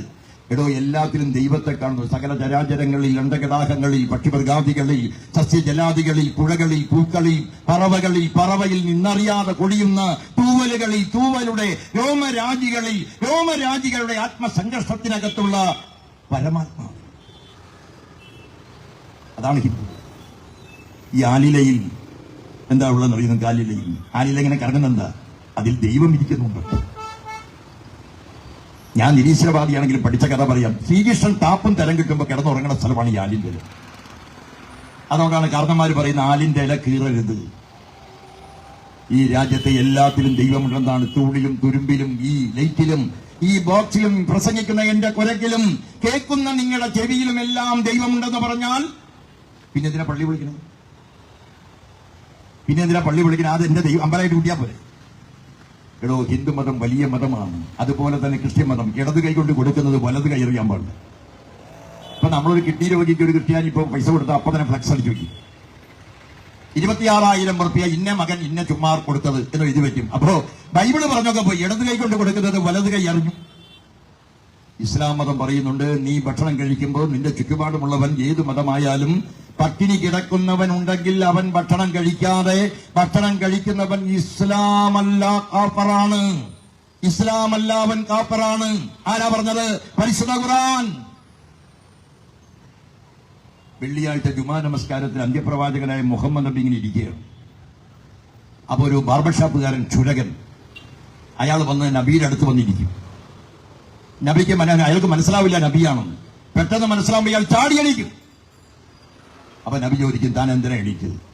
അയ്യോ നബി, അങ്ങ് ഇരിക്കുന്നത് ഞാൻ അറിഞ്ഞില്ല. അപ്പോ നബി പറയുന്നുണ്ട് ഖുർആൻ, എന്താ? പരമകാരുണ്യവാനായ റബ്ബിന്റെ മുമ്പിൽ മതമില്ല, ജാതിയില്ല, മനുഷ്യനില്ല, വർഗമില്ല, എല്ലാം തുല്യമാണ്. സിഖ് മതം എന്താ പറയുന്നത്? നിന്റെ വാള് ഉറയിൽ നൂരണമെങ്കിൽ ധാർമ്മികതയ്ക്ക് വേണ്ടിയായിരിക്കും. എന്താണ് ബുദ്ധമതം പറയുന്നത്? ധർമ്മം ശരണം. ഏത് ധർമ്മം? ഇങ്ങനെ കൊടുക്കലല്ല, മാനവധർമ്മം. ധർമ്മം ശരണം, സംഘം ശരണം, ബുദ്ധം ശരണം ഗച്ഛാമി. എടോ, ഈ മതങ്ങളുടെ പേരിലെല്ലാം മതാന്തതയാണ് RSS കൈകാര്യം ചെയ്യുന്നത്. RSSനെ ഹിന്ദു ആചാരങ്ങൾ പൊളിക്കാനും മടിയില്ലാത്തവനാണ്. അതല്ലേ തൃശൂർ പൂരം പൊളിക്കാൻ നോക്കിയത്? അത് ഹിന്ദു ആചാരമല്ലേ? മഠത്തിൽ വരവെന്ന് പറഞ്ഞാൽ പള്ളിയിൽ നിന്ന് വരുന്നതല്ലോ. മഠത്തിൽ വരവ് എന്ന് പറയുന്ന പ്രക്രിയയെ ഓടിക്കാൻ ശ്രമിച്ചതാരാ? RSS. എന്നിട്ട് അവനൊരു ആംബുലൻസിൽ കിടന്നൊരു വരവ്, എന്നിട്ട് മായ ആംബുലൻസ് ആണെന്നുള്ള വർത്തമാനം. ഇതെല്ലാം പ്രിയപ്പെട്ടവരെ, തങ്ങൾക്ക് ജയിക്കാൻ എന്ത് നെറികേടും കാണിക്കുന്നവനാണ് RSS. തങ്ങൾക്ക് ജയിക്കാൻ ഇപ്പോ പ്രിയപ്പെട്ടവരെ കേരളത്തിൽ കൊടുങ്കാറ്റ് പോലെ ഞങ്ങളിതാ ജയിക്കാൻ പോകുന്നു, പാലക്കാട് ജയിക്കാൻ പോകുന്നു. പാലക്കാട് എന്തായി? തോറ്റ് പിന്നം പാടിയോ? സതീശൻ പറഞ്ഞു, ചേലക്കരയിലെ വിജയം എന്റെ വിജയമാണ്. എവിടെ? എടോ, ചേലക്കരയിൽ 2016 പ്രദീപ് ജയിച്ചതിനേക്കാൾ കൂടുതൽ വോട്ടിനപ്പ ജയിച്ചത്. ചേലക്കരയിൽ പാട്ട് പാടാൻ വന്ന പെൺകുട്ടി ജയിക്കാഞ്ഞതെന്താ? പാട്ടുപാടലാണോ നിയമസഭാ പ്രവർത്തനം എന്ന് പറയുന്നത്? പാട്ടുപാടിയാണോ നിയമസഭയിൽ പോകുന്നത്? ആളെ കാണുമ്പോൾ പാട്ടുപാടലാണോ പ്രധാനമെന്ന് പറയുന്നത്? ഞാൻ പറഞ്ഞു വരുന്നത് എല്ലാം ഈ ഇടതുപക്ഷങ്ങൾ തകർന്നു. കോൺഗ്രസ് ആണെങ്കിൽ എന്താ? ഇടതുപക്ഷവും അതേമാതിരി BJP-യും തമ്മിൽ അന്തരാളം. ഞങ്ങളും BJP തമ്മിൽ എന്തരാളാണ് ഉള്ളത്? ഞങ്ങളുടെ 210 ആളെ കൊന്നവരാ RSS. 210 കമ്മ്യൂണിസ്റ്റുകാരെ കൊന്നിട്ടുണ്ട് RSS. 36 പേര് കമ്മ്യൂണിസ്റ്റുകാരെ കൊന്നിട്ടുണ്ട് SDPI. 70-ലധികം ആളുകളെ കൊന്നിട്ടുണ്ട് കോൺഗ്രസ്. ഞങ്ങളെ കൊല്ലാത്തവരായി ആരെങ്കിലും ഉണ്ടോ ഈ കേരള രാഷ്ട്രീയത്തിൽ? ഞങ്ങളുടെ പേരെന്താ? അക്രമകാരി. കൊന്നവരുടെ പേരെന്താ? ജനാധിപത്യവാദി. ഈർക്കിലി കേരള കോൺഗ്രസ് പോലും ഞങ്ങളെ കൊന്നു. 210 RSSകാർ നമ്മളെ കൊന്നപ്പോ പ്രത്യാക്രമണത്തിന്റെ ഭാഗമായി തിരിച്ചടിച്ചപ്പോ 69 RSSകാരും മരിച്ചു. ശക്തിയുടെ ബലാബലം നോക്കിയാൽ ഇതിന്റെ ഇരട്ടിയോ മൂന്നിരട്ടിയോ വരണ്ടേ? കൊല്ലാനല്ല ഞങ്ങൾ ശ്രമിച്ചത്, ചാവാതിരിക്കാൻ ശ്രമിച്ചതാണ്. കൊല്ലാനല്ല ഞങ്ങൾ ശ്രമിച്ചത്, ചാവാതിരിക്കാനാണ്. ചാവാതിരിക്കാൻ ശ്രമിച്ചപ്പോഴാണ് 69. പ്രിയപ്പെട്ടവരെ, നമ്മുടെ കേരളത്തിൽ കമ്മ്യൂണിസ്റ്റ് പാർട്ടിയെ തകർക്കാനുള്ള എല്ലാ പ്രശ്നവും 2006 മുതൽ 2011 വരെ VS ഭരിച്ചു. 2011 തെരഞ്ഞെടുപ്പ് വന്നപ്പോൾ നിങ്ങൾക്കൊരു കാര്യം മനസ്സിലായി. ഇടതുപക്ഷത്തിന്റെ കൂടെയാണ് കേരളം. അതാണ് 68 സീറ്റ് നൽകി VS-നോട് പറഞ്ഞത് ഞങ്ങൾ നിങ്ങളുടെ കൂടെയാണ് എന്ന് അന്ന് പറഞ്ഞു. പിന്നെ ഉമ്മൻചാണ്ടിയുടെ ഗവൺമെന്റ് വന്നു പോയി. പിന്നെ പിണറായി വിജയന്റെ നേതൃത്വത്തിലുള്ള ഇടതുപക്ഷ മുന്നണി ഗവൺമെന്റ് വന്നു. 10ാമത്തെ കൊല്ലം ആവാൻ പോവാണ്. 10ാമത്തെ കൊല്ലമാകാൻ പോവാണ്. ഞങ്ങളെ പറയാത്ത തെറിയും ചീത്തയും പുലഭ്യവും പുലയാട്ടും പ്രിയപ്പെട്ടവരെ ഏതെങ്കിലും ഗവൺമെന്റിനെ കുറിച്ച് പറഞ്ഞോ?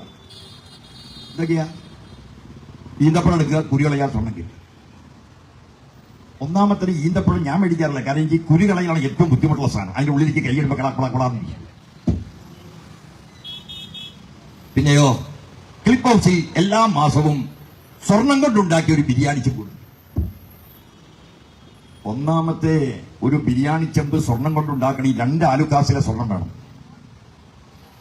ഇനി അത് ഉണ്ടാക്കിയെന്ന് വെക്കാൻ അതാ എറേറ്റിക്ക് കയറ്റി വെക്കണമെങ്കിൽ 10 ആള് വേണം.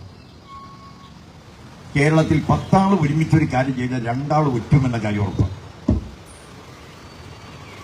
ഇപ്പോ ചാലയിലാണ് 10 ആള് എടുക്കാൻ പോയെങ്കിൽ 2 ആൾ അന്ന് കാലത്തിന് ചായ കുടിക്കാൻ വരും. എന്നിട്ട് പറയും, എന്തോ കാലത്ത് ചായ കുടിക്കാൻ കാണാറില്ലല്ലോ. ആദ്യം ഉറക്കൊളിച്ചു. എന്താ അത്? അതൊന്നും പറയാൻ പറ്റില്ല. പറയടോ. ഭയങ്കര ഞാനല്ലേ പറ. അങ്ങനെയുള്ള ഈ എല്ലാ കുശുമ്പും ചുരത്തുന്നത് അങ്ങനെയാണ്. അപ്പൊ ഇയാള് പറയും, പുറത്ത് പറയരുത്, കാലം. എന്താ ഇന്നലെ മുഖ്യമന്ത്രിയുടെ വീട്ടിലേക്ക് ക്ലിപ്പ് ഹൗസിലേക്ക് ബിരിയാണിയുടെ സ്വർണ്ണച്ചെമ്പ് കൊണ്ടുവന്നപ്പോ 8 ആളെ ഉണ്ടായുള്ളൂ. അപ്പൊ പെട്ടെന്ന് എനിക്കൊരു വിളി വന്നിട്ട് പോകേണ്ടി വന്നത്. കയ്യൊക്കെ വേദനിച്ചിട്ട് പാടില്ല, ഉറങ്ങാനും പറ്റിയ ഒരു ചായ കുടിച്ച് വീട്ടിൽ പോകാൻ വെച്ചു. ഞാൻ ചോദിക്കുന്നു, അന്വേഷണാത്മകമായ പത്രമേ, ഇത്രയേറെ ബിരിയാണി ചെമ്പ് സ്വർണത്തിന്റെ കൊണ്ടുവന്നിട്ട് ഒരെണ്ണം പിടിക്കണോ? ഞങ്ങളെ അങ്ങ് തീർത്ത് എല്ലാ സ്ഥലത്തും ബോർഡ് വെച്ച്, ഇതാ 100 കണക്കിന് ബിരിയാണി ചെമ്പ് കൊണ്ടുവന്നു, ഞങ്ങൾക്ക് പിടിക്കാൻ പറ്റില്ല, ഒരെണ്ണം ഇതാ. എന്താ പറ്റാത്തത്? ഖുറാനിൽ ഏതികൾ കീറിക്കളഞ്ഞ് സ്വർണത്തിന്റെ തകിട് എന്തെല്ലാമാണ് നമ്മൾ നടത്തിയത്. കമ്മ്യൂണിസ്റ്റുകാർ കൊള്ളക്കാർ. അതിനൊരു മാർഗം എന്താ അറിയോ? ഈ വിമർശിക്കുന്നവരെ ഒരു AC-യിൽ 19 ആളെന്ന് വയ്ക്കുക, അല്ല DC-യിൽ. അതിൽ 3 ആളെ നല്ലത് പറയും. എങ്ങനെ? ആ 3 കമ്മ്യൂണിസ്റ്റ് ഉത്തമരാണ്. അതിനർത്ഥം 16 ആളെ കുറ്റം പറയാനാണ്. അവകാശം കോടീശ്വരന്മാർ. 5,65,000 പാർട്ടി മെമ്പർഷിപ്പ് ഇത്തവണത്തെ സ്കൂട്ടിൽ 5,65,000. കേരളത്തിൽ എത്ര DC മെമ്പർമാരുണ്ട്? കേരളത്തിൽ 716 ആകെ. സ്റ്റേറ്റ് കമ്മിറ്റി 84 ക്ഷണിക്കപ്പെട്ടവരുടെ 2 കൂടി അത്രയാവും. 900 താഴെ. ഇനി 1000 ആക്കി. 5,65,000 1000 കിഴിഞ്ഞ് 5,64,000. ഈ 5,64,000 എവിടെയാണ്? ഈ സൈന്യം എവിടെയാ നിൽക്കുന്നത്? ഈ 5,64,000 ബ്രാഞ്ച്. ഈ 5,65,000 LC. ഈ 5,65,000 AC സെന്റർ, LC സെന്റർ. ഈ കൊടിയൊക്കെ കെട്ടാൻ പോകുന്നവര് DC മെമ്പറാ? ഞാൻ കെട്ടില്ല. ഞാൻ ചിലപ്പോ എന്റെ വീട്ടിലൊക്കെ രാത്രി വൈകി ജംഗ്ഷനിലെത്തുമ്പോ കൊടി കെട്ടണം കാണാം. അപ്പൊ ഞാൻ നല്ല ഉപദേശം കൊടുക്കുക, പോരാ കണ്ട്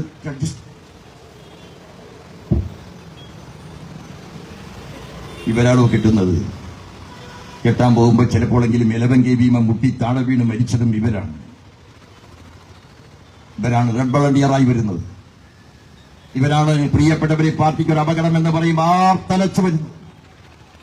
ഇവരുടെ ഡിമോറലൈസിലാണ് പണിയെന്ന് പറയുന്നത്.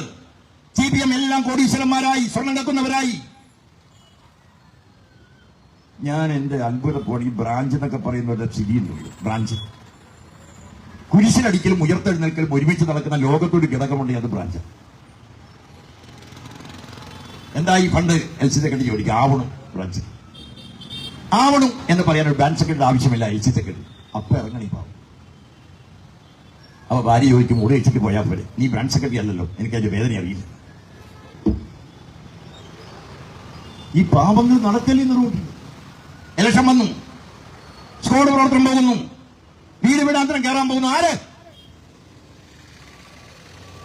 LC മെമ്പർമാര്. ശരി, അതിലും വരുക. ലോക്കൽ കമ്മിറ്റി കൂടുമ്പോഴെല്ലാം ഭാര്യ രാത്രിയാകുമ്പോൾ വിളിക്കും, ഇയാൾ എടുക്കില്ല. അപ്പൊ LC സെക്രട്ടറിയോടോ ഭാര്യ ഞങ്ങൾക്ക് അടിച്ച് വേള് പോകേണ്ടത് ഒളിവിലിരുന്ന് വിളിക്കുന്ന പോലെ, രഹസ്യ സംഘത്തിൽ വിളിക്കുന്ന പോലെ എന്ത് LC എന്ത് ഗ്രേസി അവൾക്ക്. അത് പറയും, വിളിച്ചത് ഒരു പാക്കറ്റ് പാല് കൊണ്ടുവരാൻ പറഞ്ഞു, അല്ലെങ്കിൽ നിങ്ങളെ വിളിച്ചിട്ട് എന്താ കാര്യം കഴിയും? ഇവരുടെ മുഖത്ത് നോക്കി കമ്മ്യൂണിസ്റ്റ് പാർട്ടി കൊള്ളക്കാരെന്ന് പറയുന്നത് ഒന്ന്. 8 മണിയുടെ വാർത്ത വരുമ്പോൾ 4 ആളുകൾ, ഒരു നിരീക്ഷകൻ, അന്തം കുന്തമില്ലാത്ത ഒരുവൻ, രണ്ടാമതൊരു ലീഗ്, ഒരു BJP, ഒരു കോൺഗ്രസ്, ഒരു CPM. എന്നിട്ട് നമ്മുടെ വിനു പറയും, എങ്ങനെ 25 മിനിറ്റാണ് ചർച്ച, എല്ലാവർക്കും 5 മിനിറ്റ്, 5 മിനിറ്റ് പരസ്യമായിരിക്കും. നമുക്ക് സന്തോഷം. അപ്പൊ നമുക്ക് ആകെ 5 മിനിറ്റും അവർക്ക് 20 മിനിറ്റ് കിട്ടി നടത്തണം. 20 മിനിറ്റ് വെച്ച് അവൻ ആക്രമിക്കും, ആങ്കർ ആക്രമിക്കും. പിറ്റേ ദിവസം വാട്സപ്പിലും അതേമാതിരി തന്നെ യൂട്യൂബിലും വരുന്നത് CPM-നെ തേച്ചൊട്ടിച്ചു. അവിടെ കൊണ്ട് നിൽക്കുന്നുണ്ടോ? ഈ കള്ളന്മാരെ ഒന്നും കണ്ടുപിടിക്കാൻ നിങ്ങൾക്ക് പറ്റിയില്ലല്ലോ എന്ന് CPM-കാരൻ ചോദിക്കുമ്പോ കോൺഗ്രസ് പറയും, എന്താ അതിലെങ്ങനെയാ CPM-ഉം BJP-യും തമ്മിൽ അന്തർലീനമായ ബന്ധമല്ലേ, അതുകൊണ്ടല്ലേ അറസ്റ്റ് ചെയ്യാത്തത്? അപ്പൊ ഞാൻ ചോദിക്കുമ്പോ നമ്മുടെ പാർട്ടിക്കാർ ചാടി എടിക്ക് പറയും, ഞങ്ങൾക്ക് ഒരു ബന്ധമില്ല, ഞങ്ങൾ തൊഴില്ല തൊഴില്ല തൊഴില്ല എന്ന് പറയുമ്പോഴോ RSS വെറുതെ ചിരിച്ചോടി. RSS-ന്റെ ചിരി എന്ന് പറയുന്നത് നമ്മുടെ പാർട്ടി അനുഭാവികളിൽ ഞങ്ങൾ തമ്മിൽ ബന്ധമുണ്ട് എന്ന് പറയാതെ പറയുന്നതാണത്. അവന്റെ താല്പര്യം എന്ന് പറയുന്ന ഈ പാർട്ടി തകരാൻ. തല്ലി തോപ്പിക്കാൻ പറ്റില്ല CPM-നെ, കൊന്നു തോപ്പിക്കാൻ പറ്റില്ല CPM-നെ, പുലഭ്യം പറഞ്ഞ് തോപ്പിക്കാൻ പറ്റില്ല CPM-നെ. പിന്നെ എങ്ങനെ തോപ്പിക്കാം? ഞങ്ങളും CPM-ഉം തമ്മിൽ ബന്ധം. പ്രിയപ്പെട്ടവരെ, കേരളം മുടിഞ്ഞ് തകർന്നപ്പോൾ ഞങ്ങൾ ഇതിനെ കൊണ്ടുവരുന്നത്. കഴിഞ്ഞ 10 വർഷത്തിനുള്ളിൽ 8 വർഷത്തിൽ 7 വർഷവും കർഷക തൊഴിലാളി പെൻഷൻ എന്ന് പറഞ്ഞാൽ 5 വർഷം എന്ന് പറഞ്ഞാൽ 15, 60 മാസം, 2 കൊല്ലം എന്ന് പറഞ്ഞാൽ 24 എന്ന് പറഞ്ഞാൽ 84 മാസം. 84 മാസവും പെൻഷൻ കൊടുത്തു. 85-ാമത്തെ മാസത്തിൽ 3 മുടങ്ങി. അപ്പൊ കോൺഗ്രസ് എന്തൊരു കഷ്ടമായി. ഓ, നിന്റെ അപ്പനാണല്ലോ പണ്ട് പെൻഷൻ കൊടുത്തത്. ഏതോ ഈ നായനാർ എന്ന് പറയുന്ന ഈ മഹാമനുഷ്യനാണ് 45 രൂപ 80 കൊടുത്തത് ആദ്യം. 4 10-ന്റെ തൊട്ട് 5-ന്റെ. അന്ന് കരുണാകരന്റെ നിയമസഭയിൽ നായനാർ നിങ്ങൾ ഒരു പാരിഷ്ടമുണ്ട്.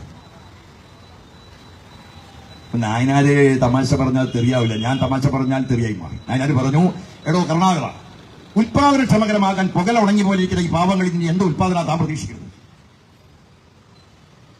ഞാൻ പറഞ്ഞത് അന്ന് തുടങ്ങിയ 45 രൂപയോടോ ഇന്ന് 1600 രൂപ 72 ലക്ഷം പേർക്കാണ്. കേരളത്തിൽ റബ്ബറൈസ് ചെയ്യാത്ത റോഡുകളില്ല, നന്നാവാത്ത ആശുപത്രികളില്ല, മലമൂത്ര വിസർജനത്തിന്റെ മണമായിരുന്ന ആശുപത്രികളിൽ മൂക്കുപൊത്തി ഓടിയിരുന്ന പാവങ്ങൾക്ക് പകരം പ്രിയപ്പെട്ടവരെ പൂന്തോട്ടവും ഹൈടെക്കുമായി നമ്മുടെ ആശുപത്രികൾ മാറിയത് എന്നാണ്? എന്നാണ് നമ്മുടെ സ്കൂളുകൾ നന്നായത്? എന്നാണ് പൊതുധാരയിലേക്ക് 10 ലക്ഷത്തോളം കുട്ടികൾ തിരിച്ചു വന്നത്? ഇനി ഗവൺമെന്റ് കളിയെ ഇന്നും ഉണ്ടായിട്ടല്ല. കടം മേടിക്കാൻ അനുവദിക്കില്ല, GST വിഹിതം തരില്ല, പ്രകൃതിക്ഷോഭം ഉണ്ടായ പൈസ തരില്ല, ഒരാളുടെ മേടിക്കാൻ അനുവദിക്കില്ല. കേരളത്തെ സ്ഥിതി എന്താ? കയറി, കൈത്തറി, കല്ലുചെത്ത്, മത്സ്യബന്ധനം, കശുവണ്ടി തകർന്നു. ചുമട്ടിന് പണിയില്ല, വർഷാപ്പിൽ പണിയില്ല, ഒരു പണിയില്ല. ഏലം കറിയാമ്പൂ ജാതിപത്രി കറുകപ്പെട്ട വിലയില്ല. 40 ലക്ഷത്തോളം വരുന്ന അന്യസംസ്ഥാന തൊഴിലാളി ഇവിടെയുണ്ട്. 40 ലക്ഷം. മലയാളി ഒരു പണിയും ചെയ്യുന്നില്ല. മലയാളി എന്ന് പറഞ്ഞാൽ അവൻ റിയൽ എസ്റ്റേറ്റ് ആണ്, പുതിയ കച്ചവടം നടക്കണമില്ല. ഒരു വെള്ള ഷർട്ട്, വെള്ള പേന, ഒരു പൗണ്ടം പേന അങ്ങനെ നടത്തും. ഒരു കാന്താരി മുളക് വെച്ച് പിടിപ്പിക്കില്ല. അങ്ങനെ നിർബന്ധിച്ച ഒരു പൂച്ചവാലം ചെടി വെച്ചു. നേരെ ഈച്ച വന്ന ബംഗാളിയോട് അട്ടിത്തരം പറയും, നാട്ടു 500 രൂപ തരാം. മലയാളിക്ക് ദോശ പോലും അറിയില്ല. ദോശ ഞാൻ എവിടെയോ കേട്ടു, അത് ബംഗാളി ഉണ്ടാക്കി തരണം. നമ്മുടെ കേരളം പ്രിയപ്പെട്ടവരെ ഒരു മിഥ്യാ ദുരഭിമാന ബോധത്തിൽ 40% ആളുകൾ അപ്പർ ക്ലാസ്സാണ് കേരളത്തിൽ ഇന്ന്. 30% ഹൈടെക് ക്ലാസ് ആണ്. ബാക്കി 30% ആഗോളവൽക്കരണത്തിന്റെ ഭീകരത ഏറ്റുവാങ്ങിയവർ. അവർ കിടന്ന് ഞെരാപ്പിരി ഓടി നടക്കുകയാണ്. പട്ടിണിയില്ല, പ്രയാസങ്ങളില്ല. ഒരാൾക്ക് 3-4 ജോഡി ചെരുപ്പില്ലാത്ത ആരാ കേരളത്തിലുള്ളത്?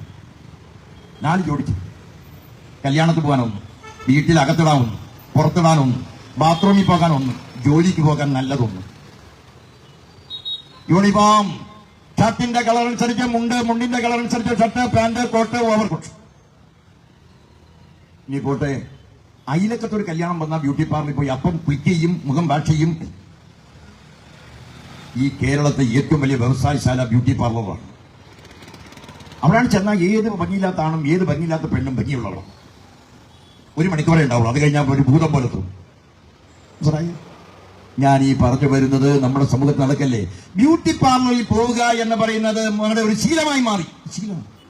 ആ ശീലം ഒരു ബോധമാണ്. അതിലൊരു അടുത്ത കാലത്ത് ഒരു സ്കിറ്റില് ഉല്ലാസ് പന്തളം എന്ന് പറയുന്ന ഒരു തമാശക്കാരൻ, അയാൾ ഇങ്ങനെ പോലീസ് ഇൻസ്പെക്ടറായി നിൽക്കുമ്പോ ബിനു അടിമാലി അയാൾ മീശ സ്ട്രൈറ്റൻ ചെയ്യിപ്പിച്ചിങ്ങനെ വരികയാണ്. അപ്പോ ഉല്ലാസ് പന്തളം മെസ്സേജ് ചോദിക്കും, എന്താ നിന്റെ മീശയ്ക്ക് എന്തെങ്കിലും രോമാഞ്ചം ഉണ്ടായോ? അപ്പോ ബിനു അടിമാലി പറയും, ഞാൻ മുടി സ്റ്റേറ്റ് ചെയ്യിപ്പിക്കാൻ പോയതാ, 3000 രൂപ ഉള്ള കാശോട്ട് മീശ സ്റ്റേറ്റ് ചെയ്യിപ്പിച്ച് പോകുന്നത്. കേരളത്തിന്റെ ബോധമാണത്. കേരളം സമ്പന്ന മേഖലയുടെ ജീവിത ബോധത്തിലുള്ളവരാണ്. എല്ലാവരെയും വിദേശത്തേക്ക് നിർമ്മിക്കാൻ. ഞാൻ ഇന്നാള് റോട്ടിൽ നിൽക്കുമ്പോൾ ഒരാൾ പറഞ്ഞു, ശശി എവിടെയാ? നമ്മൾ തൃശ്ശൂരൊന്നും പോകണം. ഞാൻ തന്നോട് കാര്യം പറയാൻ ഉദ്ദേശിച്ചു. എന്താണാവോ? ഞാനാണോ ഈ ലോകത്തെ ഏറ്റവും വലിയ മനുഷ്യൻ, ഭാഗ്യവാൻ? എന്താ കാര്യം? എന്റെ ഒരു മകൻ കാനഡയ്ക്കും ഒരു മകൻ ആസ്ട്രേലിയയും പോയി, ഇനി സുഖമായി. അപ്പൊ ഞാൻ പറഞ്ഞു, ഈ ലോകം കണ്ട ഏറ്റവും വലിയ നിർഭാഗ്യവാനാണ് താൻ. കട്ടിലിമേന് വീണ് ചാകുമ്പോ ഒരൊറ്റ ആളുണ്ടാവില്ല. കേരളം പ്രിയപ്പെട്ടവരെ, ഇന്ന് ദുരഭിമാനത്തിന്റെയും പണത്തിന്റെയും പണം കിട്ടിയാൽ എന്തും ചെയ്യാം. പണം കിട്ടിയാൽ എന്തും നടത്താം. ഏത് നല്ല കാര്യവും നടത്താം, ചീത്ത കാര്യവും നടത്താം. എനിക്കൊരു പങ്ക് തന്ന എന്റെ സഹോദരിയെ പോലെ ഞാൻ സ്നേഹിക്കുന്ന എന്റെ അയലക്കത്തെ പെൺകുട്ടിയെ നിനക്ക് വിട്ടുതരാം. അതാ ഞാൻ പറഞ്ഞത്, കപട സ്നേഹിത, നിന്നോട് ജീവിത വ്യഥകൾ ചൊല്ലി പരാജയപ്പെട്ടു ഞാൻ. ഇത്തരം ഒരു ആപൽക്കരമായ ഒരു കേരളം, RSS പതുക്കെ നടന്നു വരുന്ന ഒരു കേരളം.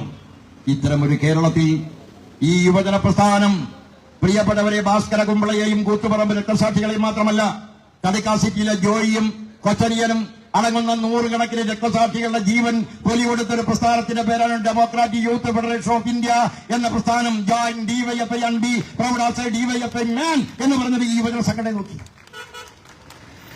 ഏതെങ്കിലും നേട്ടത്തിന്റെ മുമ്പിൽ കൈമടക്കുന്നതല്ല രാഷ്ട്രീയം.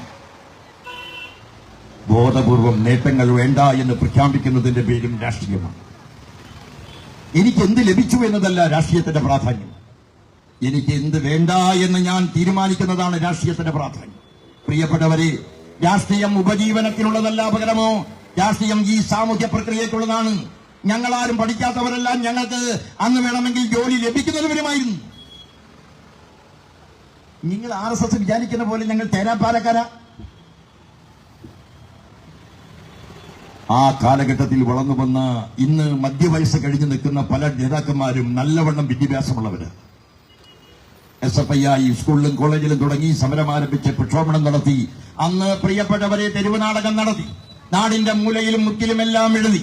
മരണം മുമ്പിൽ വന്നപ്പം മരണമേ മാറി നിൽക്കൂ നിന്റെ മാറത്ത് ചവിട്ടിയും ഞാൻ ഈ മലയാളക്കരയിൽ പുരോഗമന രാഷ്ട്രീയത്തിന്റെ ഇത്തില്ലമായി മാറ്റുമെന്ന് പ്രഖ്യാപിച്ചു. അങ്ങനെ ഞങ്ങൾ നടത്തിയ പ്രക്ഷോഭങ്ങളുടെയും സമരങ്ങളുടെയും നീക്കിബാക്കി കൂടിയാണ് ഈ കേരളം. നാരായണഗുരുവും അയ്യങ്കാളിയും EMS കുറ്റിപ്പുറത്ത് കൃഷ്ണപിള്ളയും വാര്യംപറമ്പത്ത് കുഞ്ഞുമുഹമ്മദ് ഹാജിയും 921 മലബാർ കലാപത്തിൽ വാര്യംപറമ്പത്ത് കുഞ്ഞുമുഹമ്മദ് ഹാജി എന്ന് പറയുന്ന സർവ്വസൈന്യാധിപൻ ഒരാളെയാണ് കൊന്നത്, ചേക്കുട്ടി മുസ്ലിയാരെ. ചേക്കുട്ടി മുസ്ലിയാർ എന്തിനാ കൊണ്ടേന്നറിയുന്നത്? ബ്രിട്ടീഷുകാരന് ഒറ്റ കൊടുക്കുമല്ലടാ റാംബർന്ന പന്നി. വിളിച്ചതാണ് ആര്? വാരിയമ്പറമ്പൻ ചേക്കുട്ടി മുസ്ലിയാരെ വിളിച്ച പേരാണ്. ബ്രിട്ടീഷുകാരന് ഒറ്റ കൊടുക്കോടാ റാംബർന്ന പന്നി. കഴുത്ത് വെട്ടിയെടുക്കണം. വക്കം അബ്ദുൽ ഖാദർ മൗലവി 904 ഒരു പത്രം ഇറങ്ങി. പത്രത്തിന്റെ പേര് ഇസ്ലാം. 905 ആ പത്രം നിർത്തി വക്കം. എന്നിട്ട് വക്കം അബ്ദുൽ ഖാദർ മൗലവി ലോകത്തോട് വിളിച്ചു പറഞ്ഞു, ഞാൻ അന്നൊരു തെറ്റ് ചെയ്തിരിക്കുന്നു. ഞാൻ അങ്ങനെ ഒരു പത്രം ഇറക്കാൻ പാടില്ലായിരുന്നു. ഞാൻ ആ പത്രത്തിന്റെ പേര് മാറ്റുന്നു. ആ പത്രത്തിന്റെ പേര് സ്വദേശാഭിമാനി എന്നാക്കുന്നു. ഞാൻ ഇനി ആ പത്രത്തിലേക്കില്ല. രാമകൃഷ്ണന് എല്ലാ ചുമതലയും കൊടുക്കുന്നു എന്ന് പ്രഖ്യാപിച്ച നാടല്ലേ കേരളം. ഈഴവനും പുലയനും അമ്പലത്തിൽ കിടക്കാൻ വേണ്ടിയുള്ള വക്കം വൈക്കം ശിവക്ഷേത്രത്തിലേക്ക് പ്രിയപ്പെട്ടവരെ നായരുടെ മാർച്ച് നടത്തിയ മന്നത്ത് പത്മനാഭന്റെ നാടല്ലേ കേരളം. ജാതിഭേദം മതവിദ്വേഷം ഏതുമില്ലാതെ സർവരും സോദരത്തേന വാഴുന്ന മാതൃക സ്ഥാനമെന്ന് പാടിയ ഗുരുദേവന്റെ മറ്റേ നാടല്ലേ കേരളം. ഞങ്ങളെ പഞ്ചമിയെ പഠിപ്പിക്കാൻ അനുവദിച്ചില്ലെങ്കിൽ നിങ്ങളുടെ നെല്ല് ഞങ്ങൾ കൊയ്യില്ല എന്ന് പറഞ്ഞ അയ്യങ്കാളിയുടെ നാടല്ലേ കേരളം. ഇവിടെ പുതിയ പുത്തൻ RSS നമ്മുടെ നാടിനെ ഛിന്ന ഭിന്നമാക്കാൻ ശ്രമിക്കുക. കോൺഗ്രസേ, നീ തകരും. നീ ഇത് മനസ്സിലാക്കിയില്ലെങ്കിൽ നീ തകരും. നിന്റെ മുഴുവൻ ആളുകളും RSSൽ ചെന്ന് ചേരും. ഇപ്പോ നീ നിൽക്കുന്നത് ഞങ്ങളുടെ സഹായം കൊണ്ടാണ്. RSS വളരാത്തോണ്ടാണ് നീ നിൽക്കുന്നത്. RSS വളരാത്തതിന്റെ എഗ്രിമെന്റ് എന്ന് പറഞ്ഞാൽ ഞങ്ങളാണ്. ഞങ്ങൾ തകർന്ന നീ തകർന്ന് തരിപ്പെടും. ഈ കേരളത്തിലെ ഇടതുപക്ഷ ജനാധിപത്യ രാഷ്ട്രീയത്തെ ശക്തിപ്പെടുത്തും. പുരോഗമന വിലാസ ഗോപുരമാക്കി കേരളത്തെ മാറ്റും. പ്രിയപ്പെട്ടവരെ, ഈ 4 അക്ഷരം DYFI എന്ന് പറയുന്ന 4 അക്ഷരം, 20 കോവിഡ് വന്നപ്പോൾ മരിച്ചവരെ സംസ്കരിക്കാൻ ഓടിച്ചെന്ന ഈ 4 അക്ഷരം, എല്ലാ ദിവസവും മെഡിക്കൽ കോളേജിൽ അശരണർക്ക് ഭക്ഷണം കൊടുക്കുന്ന ഈ 4 അക്ഷരം ഈ കേരളത്തിന്റെ അന്യായങ്ങളെ ചോദ്യം ചെയ്യുന്നവരായി മാറണം. അധാർമികതയെ ചെറുക്കുന്നവരായി മാറണം. ആ രീതിയിൽ DYFI എന്ന പ്രസ്ഥാനത്തെ ആകാശങ്ങളിൽ മുട്ടുന്നവരെ ഒരു പ്രസ്ഥാനമാക്കി മാറ്റാൻ കൂത്തുപറമ്പ് രക്തസാക്ഷി ദിനം നിങ്ങൾക്ക് സഹായകരമാകട്ടെ എന്ന് മാത്രം പറഞ്ഞുകൊണ്ട്, നിങ്ങളെ അഭിവാദ്യം ചെയ്തുകൊണ്ട്, നിങ്ങളുടെയും നേതാക്കന്മാരുടെയും അനുവാദത്തോടെ ഉദ്ഘാടനം ചെയ്തതായി അറിയിക്കുന്നു. അഭിവാദ്യം.